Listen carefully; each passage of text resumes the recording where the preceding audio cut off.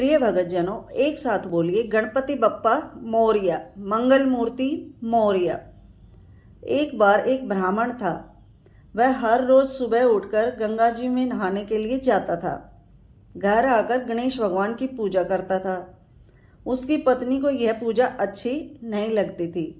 वह हर रोज ब्राह्मण से कहती कि तुम सुबह सवेरे ही पूजा करने बैठ जाते हो, मैं घर का काम यानी झाड़ू पोछा कब करूं? ब्राह्मण उसकी बात को अनसुनी कर देता था।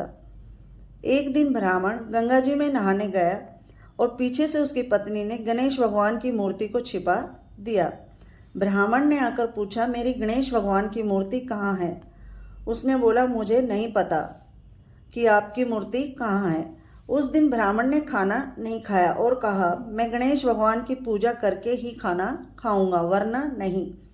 ब्राह्मणी ने बहुत समझाया कि खाना खा लो, पर उसने मना कर दिया कि मैं गणेश भगवान की पूजा के बिना खाना नहीं खाऊंगा, और ज़ोर ज़ोर से रोने लगा। दोनों को लड़ते झगड़ते देखकर गणेश भगवान की मूर्ति हंसने लगी। तब ब्राह्मणी ने गुस्से में आकर कहा, तुम्हारी मूर्ति यहाँ पड़ी है।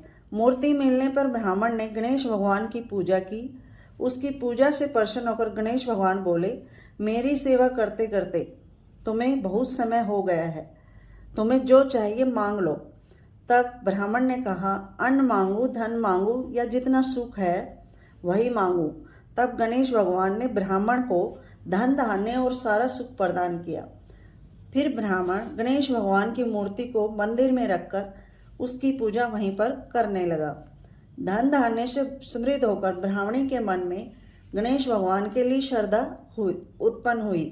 वह ब्राह्मण को बोलकर गणेश भगवान की मूर्ति घर ले आई और दोनों पति पत्नी पूजा करने लगे। गणेश भगवान ने जैसा फल ब्राह्मण और ब्राह्मणी को दिया वैसा सबको दे। कहानी अधूरी हो तो पूरी करना, पूरी हो तो मान करना। बोलिए गणेश भगवान की जय हो।